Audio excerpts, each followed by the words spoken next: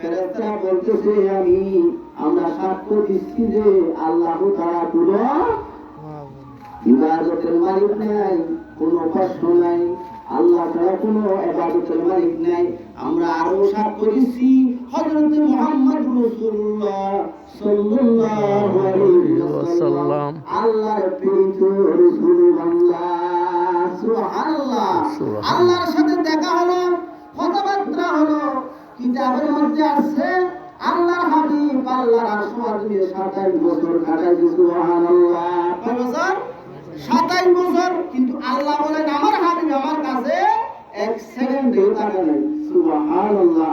আল্লাহ রাসূল বলেন আমি আল্লাহর আরশ আজিমে 27 বছর থেকেছি, কিন্তু আল্লাহ বলেন আমার হাবিব আমার কাছে এক সেকেন্ডেও নাই।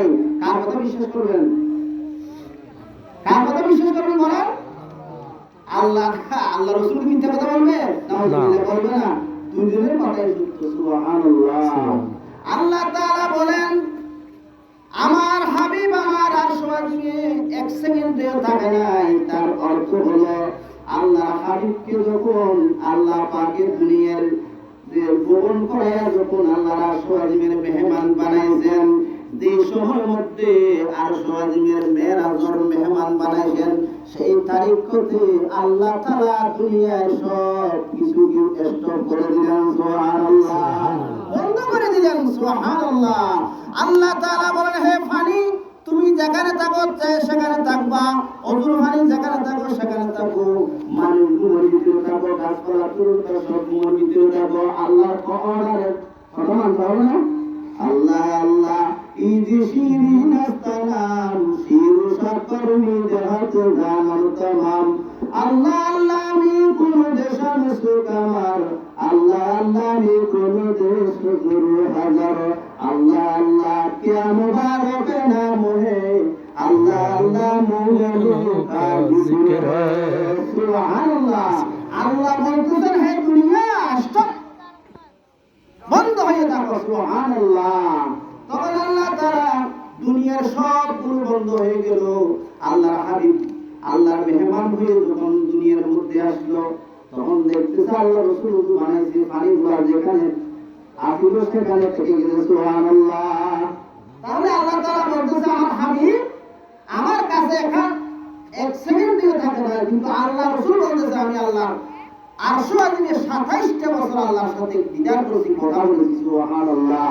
আসার সময় হয়তো নামাজ দিয়েছেন 50 70 হয়তো দিয়েছেন 50 70 নামাজ হাদিয়া দিয়েছেন। তখন আস্তে আস্তে হযরত মুসা হযরত ঈসা আলাইহিস সালামের কাছে এসে বললেন, মুসা বলতেছেন মুহাম্মদ সাল্লাল্লাহু আলাইহি ওয়াসাল্লাম আল্লাহর মেহমান হয়েছেন, আসর নিয়ে গেছেন, আল্লাহর সাথে দেখা করছেন, আল্লাহ কি হাদিয়া দিয়েছে। তখন হাবিব বলতেছেন আল্লাহ রাসূল বলতেছেন আমাকে অনেক হাদিয়া দিয়েছে, তার মধ্যে 50 70 নামাজ দিয়েছে। সুবহানাল্লাহ। হযরত মুসা আলাইহিস সালাম বলতেছেন হুজুর পারবে না, 50 70 পারবে না, অসম্ভব হয়ে যাবে, আপনি আমার দান, আপনি আমার দান। আল্লাহ যদি চাইলে 5 বাড়া দিবেন তো, কিন্তু মধ্যে আবার 50 70 দিয়ে আবার আখাড়া কি জন্য করতেছেন? এখানে একটা হিকমত আছে। কেন? আল্লাহ তাআলার হিকমত হলো আমার হাবিবকে আমি 50 70 নামাজ দিয়ে দেব, কিন্তু আমার হাবিব শুধু আসমান থেকে আবার আমার কাছে ফিরে আসবে, আবার আমার কাছে ফিরে আসবে, আমার 5 ওয়াক্ত নজর আসবে। সুবহানাল্লাহ। আসমান 45 কমা দেব। তার মানে হলো আমার আশিককে আমি আরো 9 বার দেখতে পাই। সুবহানাল্লাহ। আমার বন্ধুকে আমি আরো কয়বার দেখতে পারি? 9 বার দেখতে পারি। সুবহানাল্লাহ। সুবহানাল্লাহ। সেজন্য আল্লাহ পাক রব্বুল আলামিন বলে দিয়েছেন ও হাবিব আপনি 9 বারের মধ্যে 540 কমা দিয়েছি, 5 ওয়াক্ত নামাজ আপনার উম্মতের জন্য দিয়েছি, কিন্তু সওয়াব তাকে 50 ওয়াক্ত নামাজের সওয়াব আমাদের হয়ত করতে হবে। 5 ওয়াক্ত নামাজ যদি আদায় করি সওয়াব পাবে হয়ত 50 ওয়াক্ত সওয়াব লিখে দেওয়া হবে। আল্লাহ বলতেছেন হাবিব আপনার উম্মত যদি কষ্ট করে 5 ওয়াক্ত নামাজ যদি আদায় করে আমি আল্লাহ তাআলা তার আমল নামায় 50 ওয়াক্ত নামাজের সওয়াব লিখে দেব। সুবহানাল্লাহ। চলে আসলেন, আসার পরে রাত্রে ঘুম থেকে ফজরের নামাজ পড়ে হযরত আবু বকর সিদ্দিক আলাইহিস সালাতু ওয়াস সালাম এবং সাহাবায়ে কেরাম যারা দিকে বলতে লাগলো, ও আবু বকর সিদ্দিক, আমি তো গত রাত্রে কিছু অংশের ভিতরে আল্লাহর আরশ আজিম এই আল্লাহর সাথে দিদার করতে চাকা করছি, সুবহানাল্লাহ। তখন এই কথা বলার সাথে সাথে হযরত আবু বকর সিদ্দিক রাদিয়াল্লাহু তাআলা আনহু বলতেছেন, ইয়া রাসূলুল্লাহ, আপনি যা বলেন তা সত্য, সুবহানাল্লাহ। তখন হযরত আবু বকর নাম দিলেন সিদ্দিক, সুবহানাল্লাহ। সিদ্দিক নাম দিলেন আল্লাহর হাবিবে সিদ্দিক নাম দিলেন ওই মেরাজ থেকে আসার পরে। আবু বকরের নাম আগে সিদ্দিক ছিল না, সিদ্দিক হয়েছে আল্লাহর হাবিব মেরাজ থেকে আসার পরে। যখন মেরাজের ঘটনা যখন হযরত সিদ্দিক আকবরকে বলে দিলেন, তখন সিদ্দিক আকবর সাথে সাথে বিশ্বাস করে বললেন, তখন সাথে সাথে আল্লাহর হাবিব তাকে সিদ্দিক নাম দিলেন, সুবহানাল্লাহ, সুবহানাল্লাহ। এরপরে আল্লাহর হাবিবের কথাবার্তা গুলো শুনে কাফেররা বলতেছে, মুহাম্মদ তো আগে একটু কম মনে হয়, এখন একটু ভারী গেছে।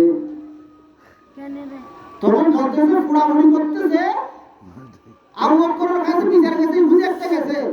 আবু বকর আছে, আবু বকর, তোমার তো মুহাম্মদ তো আগে একটু কম মাথা কম জিনিস ছিল, এখন তো পুরাপুরি জিনিস হয়ে গেছে। নাউজুবিল্লাহ, নাউজুবিল্লাহ। কেন এটা সম্ভব? আল্লাহর আরশ দিবে একটু রাত্রে বলে কিছু সময়ের মধ্যে আল্লাহর আরশ দিবে থেকে আল্লাহর সাথে দিদার করে চলে আসে, এটা কি সম্ভব? তখন সিদ্দিক আকবর বলতেছেন, হ্যাঁ, আল্লাহ যদি চাইলে পারা যায়, সুবহানাল্লাহ, সুবহানাল্লাহ। তখন আল্লাহর হাবিবকে তসসালি করা হলো। আল্লাহর হাবিব বলতেছে কোরআন আয়াত দিয়া, সুবহানাল্লাযী আসরা বিআবদিহি লাইলাম মিনাল মাসজিদিল হারামি ইলাল মাসজিদিল আকসা।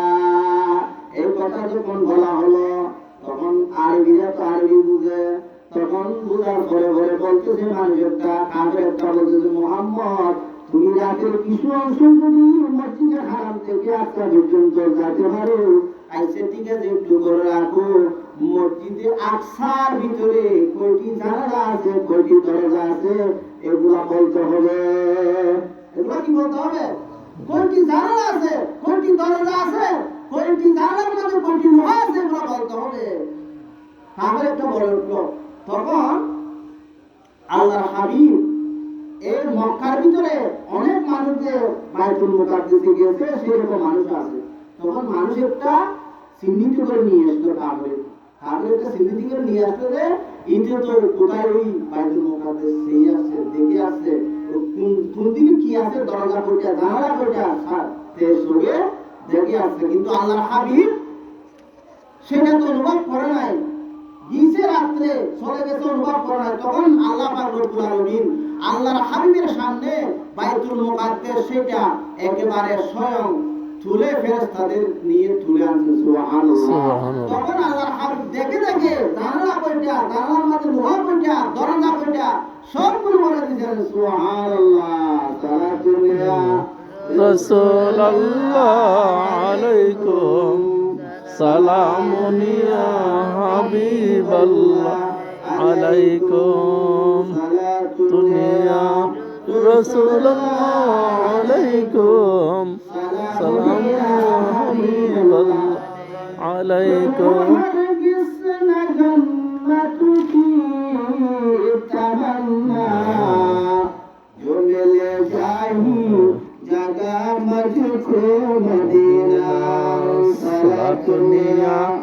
রাসূলুল্লাহ আলাইকুম সালামুন ইয়া হাবিবাল্লাহ আলাইকুম আরসালনাকা ইল্লা রাহমাতাল লিল